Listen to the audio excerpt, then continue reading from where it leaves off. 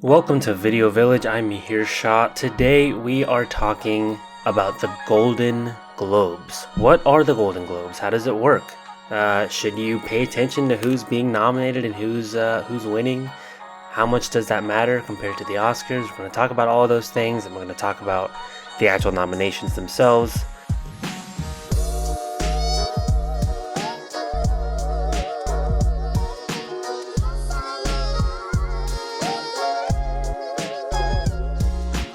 So the Golden Globes usually take place in January. They are usually the first award ceremony in award season. Usually it starts with the Golden Globes in January and then ends with the Oscars in like February or March. Nowadays, March more often. It's pretty unserious, if I had to say. I think the Golden Globes are fun for me because you have, I guess first you have film and TV awards being given out. So you have a lot of famous people in the room. And so it's really fun to just see like your favorite celebrities and a lot of famous actors and a lot of famous people all get together and do bits, and they're all drinking, and it's just like an incredibly loose environment compared to any other award show that you'll see. So that's a lot of fun. The opening monologues are always fun. My favorite hosts in the past have always been either Ricky Gervais or when Tina Fey and Amy Poehler used to team up. So yeah, they're all very like celebrity focused. That's just like who the Golden Globes are. That the organization, the Hollywood Foreign Press, which ran the Golden Globes up until this year, was a infamously and notoriously, I guess, like influenced organization. They would often give awards and give nominations out to famous celebrities because the famous celebrities were hanging out with them, and they were like, "Hey, if you come get dinner with me, I'll vote for you for blah blah blah." Like it was like so obviously known that bribes and like I guess just like closeness with the members of the press association were how you get nominated, and that's exactly what celebrities would do. And so that's kind of how it got to this place where it's so unserious and people don't really take it seriously. So I guess let's talk about the beginning of the Hollywood Foreign Press, what exactly they are, and what exactly went down to lead us to the place that we are now. The Hollywood Foreign Press Association is basically a group representing international journalists who reported on the American entertainment industry in Hollywood, and they're a nonprofit, and any revenue from the actual ceremony that they got were used to donate to charities and scholarships. So there was some good, I guess, going on. Pretty much for the last 70 years, there have been scandals and controversies. First of all, this group of the Hollywood Foreign Press is a group of international journalists, right? Like the idea there was, let's get a global group of people to come in and vote on American movies. The idea sounds good. We get a diverse perspective. We get a lot of international representation. It'll be great. And basically what happened is that the actual group ended up being incredibly exclusive. I think as of last year, there was like 310 members of the entire association. So there was only 310 people voting on all of the awards. For context, I think the Oscars or the Academy Awards has 10,000 members. The Emmys have 20,000 members. So like 310 journalists is nothing.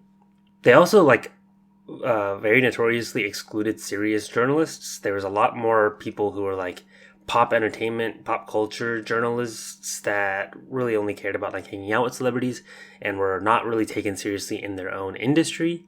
And so the actual quality of the members of the Press Association and of course the awards was kind of brought down because of that. And like I said, for the last 70 years, there's been accusations after accusations of basically bartering awards and buying attention, personal favors with celebrities to kind of get nominations. I think like the time I remember, even as a kid, remember that the Golden Globes just being really, really weird was that I think in 2010 or 2011, they nominated this movie, The Tourist, for Best Picture and like all the Best Acting awards for Angelina Jolie and Johnny Depp. And like, I had never even saw The Tourist, but even I, whenever I'd look it up, was like, oh, people say The Tourist is the worst movie ever, like literally the worst movie of all time. I've never seen it. I won't say how good or bad it is. I'm sure it's not incredible, but the fact that a critically panned movie was getting nominated for best movie at this award show really just goes to show that, like, okay, like clearly critics are not aligned on this at all, and there's something fishy going on here. Turns out Angelina Jolie had like personally lobbied members of the Hollywood Foreign Press Association, and so she got a nomination for the film. So there's just like really stupid stuff. They also, of course, like all award shows, have been called out for their lack of representation, mainly for their lack of Black representation. So that was actually the reason that I think a year or two ago there was calls for boycott within the industry because there literally was like zero Black people in the press association, and so many people said they weren't going to go that they actually had to cancel the broadcast, and they made it like a non-televised private event where they just like reported out the awards. Definitely a big L. And yeah, now as of this year, there's been a big change. So the Hollywood Foreign Press Association has gone under a reorganization, and so the actual Golden Globe Awards are now kind of owned by Dick Clark Productions, which is the same company that's been doing like the New Year's Eve broadcast with Anderson Cooper and what's his face, Andy Cohen. And it's now a for-profit event. The Hollywood Foreign Press Association no longer exists. It's been, whatever the word is, disavowed, disbanded, completely gone. And so the idea here is that maybe the Golden Globes will start to carry some weight in the industry again, because for years and years it really has just been a vehicle to like A, get press for movies and celebrities, and B, to just for people to cozy up to each other within the industry, and of course for us to like go look at our favorite celebrities and see what they're wearing and have a couple laughs at home. It doesn't really matter that much for us. I mean, it's kind of fun.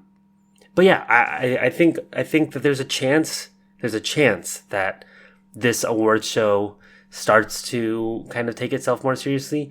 But if I had to really put my money on it, I wouldn't. I mean, I think the nominations from this year kind of go to show that they're like maybe they've gotten a little bit better, but like it still feels like kind of the same thing. They also have like some really weird categories that they've brought in this year that we'll talk about soon as well. One other thing I want to mention as like a controversy is that the Hollywood Foreign Press Association often would not nominate Asian or Asian American movies for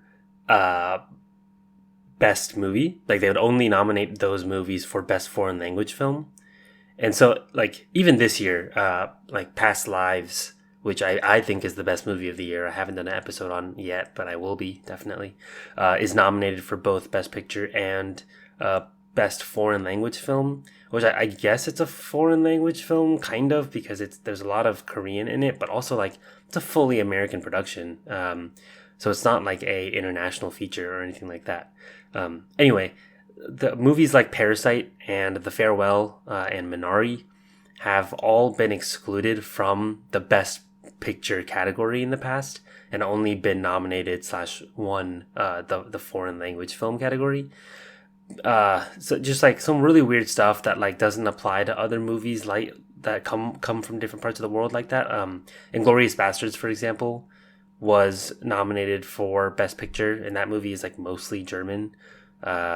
So just like a lot of anti-Asian racism going on beneath the surface there. So yeah, in general, this organization sucks. Like there's just no way to beat around the bush there. It's a really just awful and toxic organization. And so I'm glad that it's disbanded. This is a good thing for the industry and for this award show. Hopefully like this can help it sort of start to rebrand itself, but only time will tell. Let's get into the nominations. Let's talk about what we're seeing here. Like I said before, this is the first award show on the, I guess, like award circuit for the year. So once this kind of airs, this airs January 7th. There's about 2 months until the Oscars actually are awarded, and so this kind of sets into motion, I guess, like momentum for different movies. It's kind of like a good place to know where they're at in the public eye, especially like if you win here at the Golden Globes, you kind of have a target on your back in terms of like people kind of making sure that you don't win at the Oscars and that their movie wins instead. I mean, it's pretty common that movies that are nominated and are winning Golden Globes don't make it to the Oscars, or if they do make it, certainly don't win. And I think that's just a momentum thing. I think 2 months is a really long time to kind of stay at first place. And I think last year, Everything Everywhere All at Once was a bit of an anomaly in terms of like a movie staying at the front there. But even some of the acting awards, Austin Butler won for Elvis at the Golden Globes, and then of course lost to Brendan Fraser for The Whale last year for Best Actor at the Oscars. Which is like kind of inevitable. I'm not going to say, I don't know who should have won. I haven't even seen The Whale. It's been a year. But Austin Butler was fantastic. I think he had a lot of momentum coming out of the Golden Globes and then just wasn't able to kind of keep at the top of the race for 2 straight months. Like I said before, there's TV nominations and awards given out. I'm not going to be talking about those. If you're interested in television, feel free to look up these awards, see for yourself who was snubbed and any surprises that you see. Let's get into the movie awards. I'm going to start at the bottom of this list for funsies. Yeah, so the bottom of this list, there's a really weird award that they've invented this year. The award is called Cinematic and Box Office Achievement. Now, in my mind, it's like, okay, if it's box office achievement, then award the movie that made the most money, which I believe would be Barbie. But that's not what this is called. This is Cinematic and Box Office Achievement, which I just don't understand what the award is actually trying to celebrate. Like, are they trying to celebrate the number of people that came out, the number of... I just don't understand what this is trying to do. I think at the very least, it's trying to get more famous people to the event, which, like, sure, that works. I mean, Taylor Swift, The Eras Tour, is a nominee in this category. Let me read the nominees. So for Cinematic and Box Office Achievement, we have Barbie, Guardians of the Galaxy Volume 3, movie I actually just watched, pretty good. John Wick Chapter 4, Mission Impossible Dead Reckoning Part 1, Oppenheimer, Spider-Man Across the Spider-Verse, the Super Mario Brothers movie, and Taylor Swift, The Eras Tour. That's like... I think that's like kind of fair, given that like Taylor Swift did make a lot of money without going through a studio for the Eras Tour concert movie. But, you know, good for her. I think this is also just a cheap way of being like, hey, Taylor Swift, come to the Golden Globes. There's no performances or anything at the Golden Globes, so like this is literally just to like have her in the room and have a couple shots of her on camera. I don't understand what like I think the only things that probably could ever win this category would be Barbie and Taylor Swift, The Eras Tour. I don't understand what other achievement there really is besides like, okay, you made the most money, or you made the most money without going through a studio. Everything else is like, okay, you made a lot of money and people came and watched your thing, but like, what are we even awarding? I don't get it. So kind of a stupid one. Let's move on. Best Original Score. The 6 nominees here are, gosh, I don't know how to pronounce this guy's name. Jerskin Fendrix for Poor Things, a movie that I am dying to see, but I have not seen yet. Ludwig Göransson for Oppenheimer, which I think needs to win all the awards. Mika Levy for The Zone of Interest, Daniel Pemberton for Spider-Man Across the Spider-Verse, Robbie Robertson for Killers of the Flower Moon, and for some reason there's no artist listed, but The Boy and the Heron, the newest and quote-unquote last Miyazaki film released this month. So Best Original Score, I think, should go to Oppenheimer.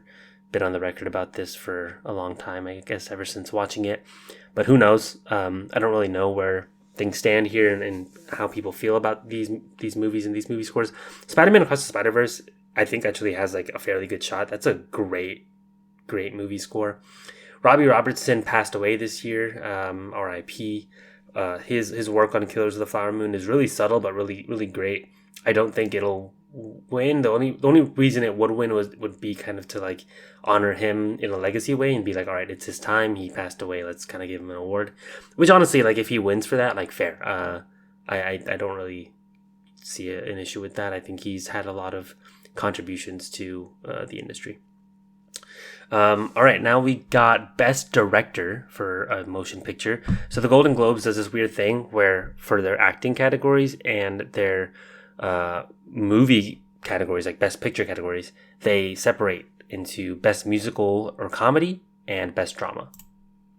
And for all the other awards, like Screenplay and Director, it's just one category.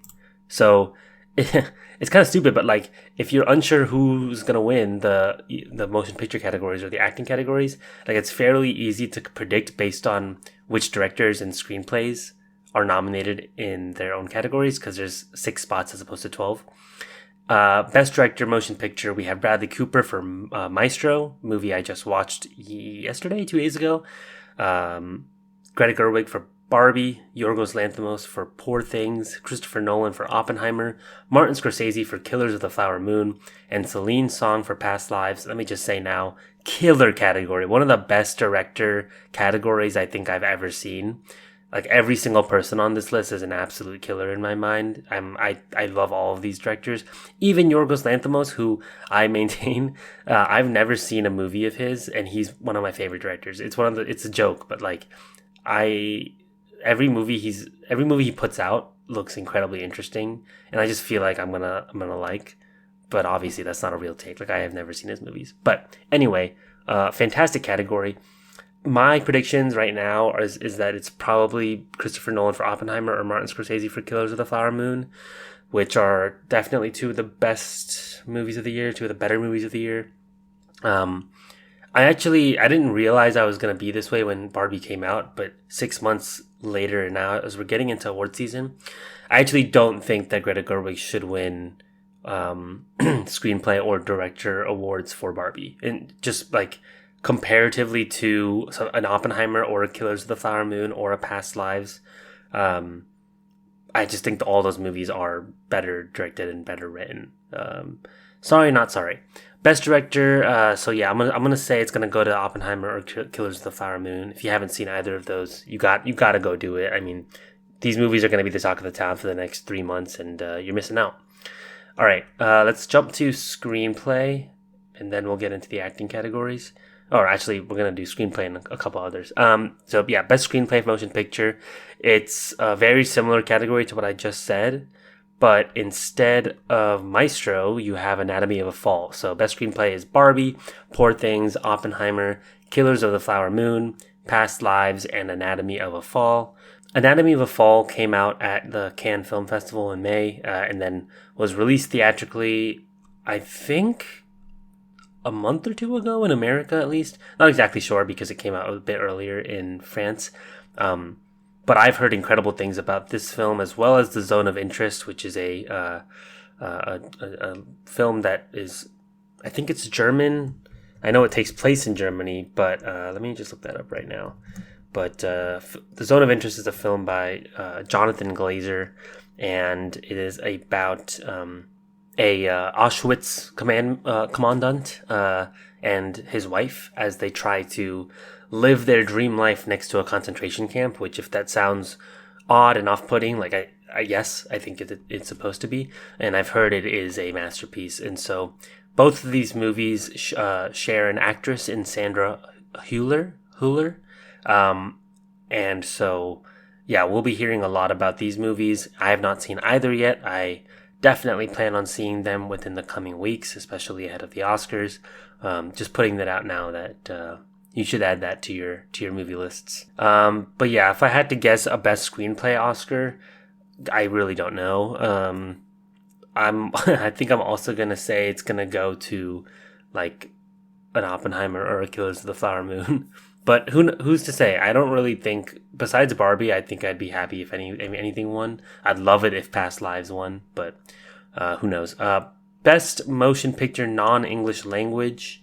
You have Anatomy of a Fall, which I just talked about. The Zone of Interest, which I just talked about. Past Lives, which again I think is my favorite and one of the best movies of the year. Highly recommend. You have a movie called The Captain, and you have a movie called Society of the Snow, both of which I've yet to see, but I've definitely been hearing good things about. I'm not sure. I'm really not sure who's going to win this award because it's the Golden Globe, so I don't really know where their priorities are at. Past Lives obviously has a lot of representation across the board here, so maybe it'll go to them.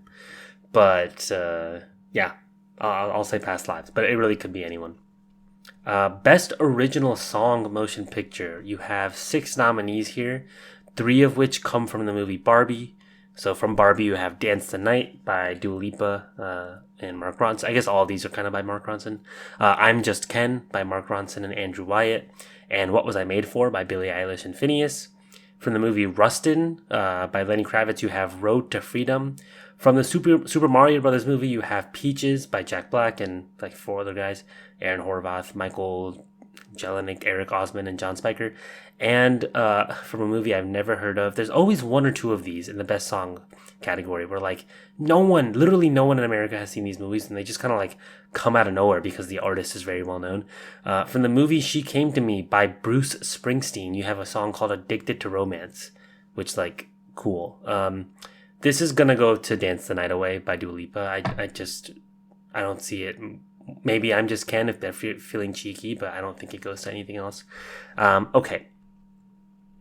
Let's jump to the supporting acting categories. So you have Best Male Actor in a Supporting Role in any motion picture. So this is musical, comedy, drama, all combined. You have 2 actors from the movie Poor Things, Willem Dafoe and Mark Ruffalo. You have Robert De Niro from Killers of the Flower Moon, Robert Downey Jr. from Oppenheimer, Ryan Gosling from Barbie, and Charles Melton from May December. Quite literally 0 surprises here. If you've been paying attention to the buzz, I think all 6 of these actors, as of the last like month or 2, have been kind of locks for this award. Who's gonna win? I have no idea. This is a very competitive category. I don't think De Niro has a chance, unfortunately, just based on the slate. I think everyone else probably has somewhat of a chance. I think at one point, I think this summer, especially Oppenheimer, Robert Downey Jr. had like a very strong pull. Not sure where that's at now. Ryan Gosling, same thing. Sure, I'll give it to Robert Downey Jr. Let's see if he wins it. That's my prediction. Jumping to female actor in a supporting role in any motion picture, Emily Blunt in Oppenheimer, Danielle Brooks in The Color Purple, a movie that just came out on Christmas, so yet to see it because it's Christmas today when I'm recording. Jodie Foster in Naiad, a movie about a woman who like swam maybe the English Channel or something. Just I don't know, one of those movies. Julianne Moore in May December. By the way, May December, it's on Netflix. I've heard great things. I've also heard weird things. Yeah, but it's a popular movie and definitely a movie that we'll be seeing, especially in the acting categories, I think, at the Oscars. Rosamund Pike in Saltburn and Divine Joy Randolph in The Holdovers.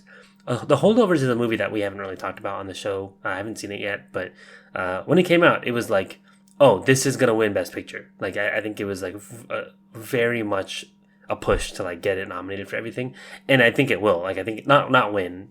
I mean, who knows? But I think it'll definitely be a nominee. So if you haven't seen that movie, I've heard it's a great holiday film for the fam, and yeah, so one to keep your eyes out on. Best female actor, again, I have no idea, although I do think that this category is a bit weaker than I would have imagined. I don't think Saltburn, Naiad, or The Color Purple will be awarded here. So yeah, I'm just going to put my money on Emily Blunt and Oppenheimer, just because, not that I don't think that's the best performance of the year, but I think Oppenheimer is just popular. So, Emily Blunt. Okay. The acting categories. Oh, you know what? No, let's take a break. Animated, Best Motion Picture Animated. We have 6 nominees here. The Boy and the Heron, Elemental, which was the Pixar film from this summer, Spider-Man Across the Spider-Verse, which will and should win, Suzume, a movie I'm not familiar with, the Super Mario Brothers movie, and Disney's Wish, which is not a good movie. Don't recommend it. Don't go see it in theaters. Don't waste your time on Disney Plus once it comes out. If Spider-Man Across the Spider-Verse doesn't win, I've lost all hope in the Golden Globes. All right, now the main acting categories. Best Male Actor in a Motion Picture Drama. Bradley Cooper, Maestro. Leo DiCaprio, Killers of the Flower Moon. Coleman Domingo, Rustin. Barry Keoghan, Saltburn. Cillian Murphy, Oppenheimer. And Andrew Scott, All of Us Strangers.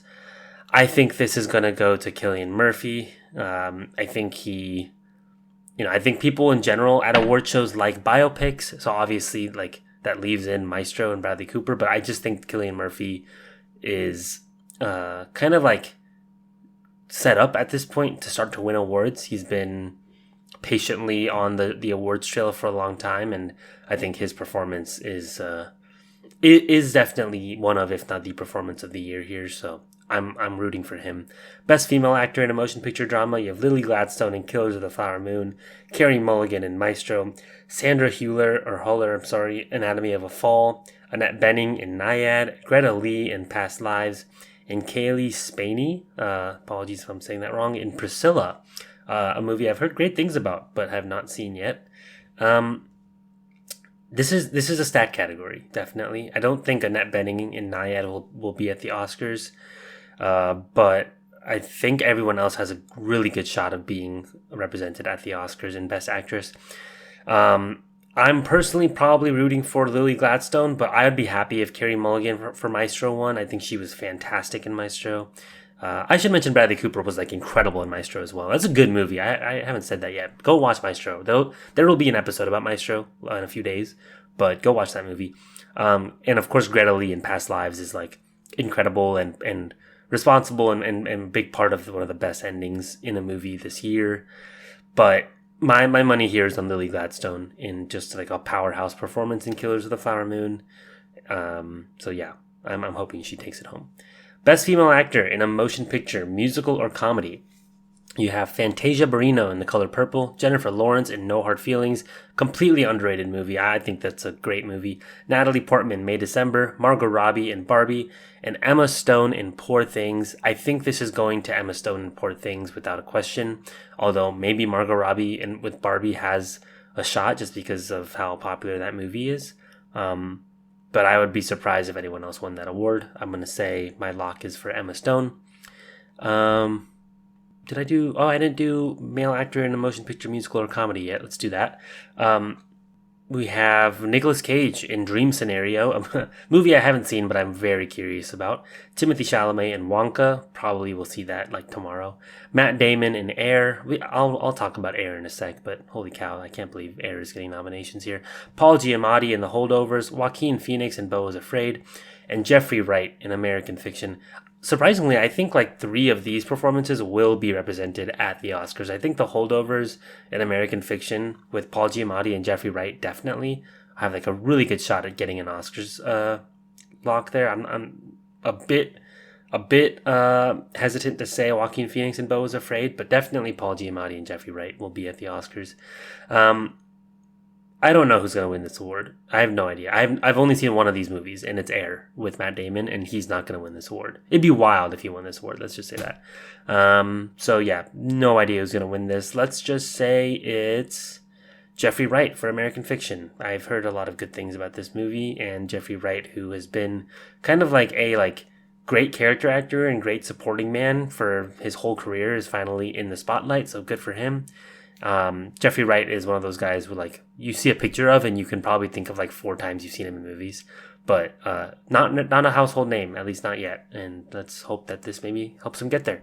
So my prediction is for Jeffrey Wright in American Fiction. Okay, I think all that's left now is the best motion picture categories. So best motion picture, musical, or comedy, you have Barbie, Poor Things, American Fiction, The Holdovers, May December, and Air. I actually don't know. I mean, my gut tells me Poor Things. My heart is telling me that maybe Barbie will take it home. But like American Fiction also, I think, has a really good shot here, just in terms of like the movie's coming out in theaters now. It's been out for critics and at festivals and stuff earlier, but it's gonna be, I guess, like being watched a lot this week and the week leading up to the awards. So I don't know. I'll say Barbie or Poor Things. Let's just say Barbie. You know what? Let's give Barbie an award. I think that's the first award I'm giving Barbie tonight. Air came out in March. I don't know if you remember this. We had an episode on it. No one listened to it. It's okay. It's fine. No one really cared about the movie. It's a good movie. It's a good movie. But I didn't find a lot of it to be like awards worthy. This feels like a classic Golden Globes thing where it's like Matt Damon, Ben Affleck, Viola Davis, Jason Bateman. Let's get those guys in the room. Let's nominate Air for Best Picture. Let's nominate Matt Damon and for some reason not Viola Davis for Best Supporting Actress, even though she was the best part of the movie. Yeah, so I'm just like shocked it's represented here. But then again, it's an Amazon Prime movie. It came out in theaters, but then it was immediately streaming on Amazon Prime, and Amazon Prime holds a lot of power in this industry. Don't forget that Nomadland won Best Picture in 2020, and that was an Amazon film. So, yeah, I don't think it'll win Best Picture, but interesting that it made the cut here for musical or comedy. Okay, last category, I believe, of the night is Best Motion Picture Drama. You have Oppenheimer, Killers of the Flower Moon, Maestro, Past Lives, The Zone of Interest, and Anatomy of a Fall. I think there's a good chance all 6 of these are nominated for the Best Picture award at the Oscars. I'd say like maybe Maestro and Anatomy of a Fall are less like on the bottom of that list in terms of like likelihood to get nominated, but who knows? I think they all deserve a shot at it at least. Again, don't really know where this is going to go, but any category that Oppenheimer and Killers of the Flower Moon are nominated, I'm putting my money on them.